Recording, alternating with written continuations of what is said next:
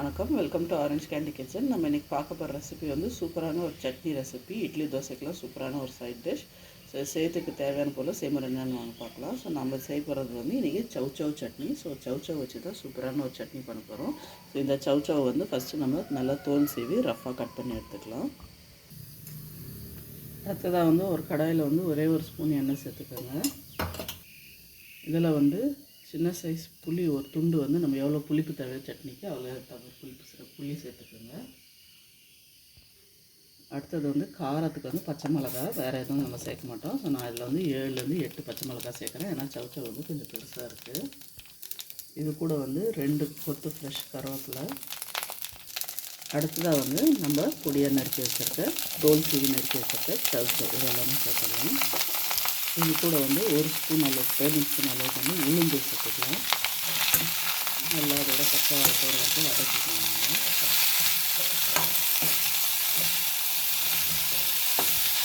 காய் வதக்கும்போதே வந்து நம்ம சட்னிக்கு தேவையான அளவுக்கு வந்து உப்பு சேர்த்துக்கலாம். ஸோ காயம் வந்து கொஞ்சம் சீக்கிரமாக வதங்கணும்.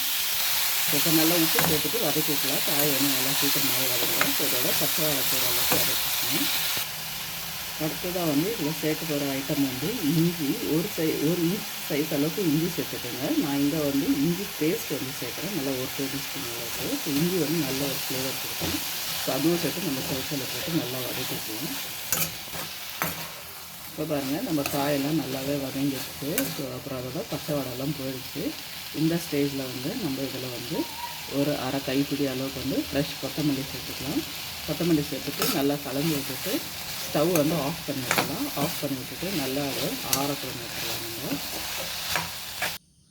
ஆறுனதுக்கப்புறம் இன்னொரு மிக்ஸி ஜாரில் சேர்த்துங்க. இதில் கொஞ்சமாக வந்து நம்ம தண்ணி சேர்த்து இப்போ இது வந்து நல்லா பேஸ்ட்டாக வந்து நம்ம அரைச்சி எடுத்துக்கலாம். இந்தமாதிரி பேஸ்ட்டாக வந்து சட்னி அரைச்சி எடுத்துக்கங்க. வாங்க இப்போ சட்னி வந்து தாளிச்சிடலாம்.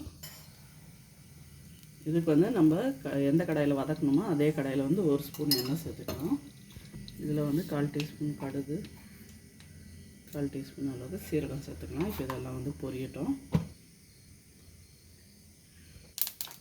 கடுகு சீரகம் பொரியதுக்கப்புறம் இப்போ நம்ம அரைச்சி வச்சுருக்க சட்னி சேர்த்துட்டு ஸ்டவ் ஆஃப் பண்ணிட்டோங்க. அவ்வளோதாங்க, நம்ம சூப்பரான சவ் சட்னி வந்து ரெடியாக இருக்குது. வாங்க இது சுட சுட இட்லியோட பரிமாறிடலாம். இப்போ பாருங்கள், சூப்பரான டேஸ்டியான ஹெல்த்தியான சவ் சட்னி வந்து ரெடி ஆகிடுச்சு. நல்லா சுட சுட இட்லி தோசை கூட சாப்பிட்றதுக்கு நல்ல ஒரு காம்பினேஷன். இது மாதிரி செஞ்சு கொடுத்திங்கன்னா குழந்தைங்களுக்கும் காய்கறி வந்து கொடுத்த மாதிரி தெரியாது. நல்லா சட்னி விரும்பி சாப்பிட்ருவாங்க. யாராலையும் கண்டுபிடிக்க முடியாது அது சவ் வச்சு செஞ்சுருக்கணும். கண்டிப்பாக இந்த ரெசிபி ட்ரை பண்ணி பாருங்கள். உங்களுக்கும் பிடிக்கும்னு நினைக்கிறேன். இந்த வீடியோ உங்களுக்கு பிடிச்சிருந்தா லைக் பண்ணுங்கள், ஷேர் பண்ணுங்கள். அப்புறம் மறக்காமல் எங்கள் சேனல் ஆரஞ்ச் கேண்டி கிச்சனுக்கு வந்து சப்ஸ்கிரைப் பண்ணுங்கள். நன்றி, வணக்கம்.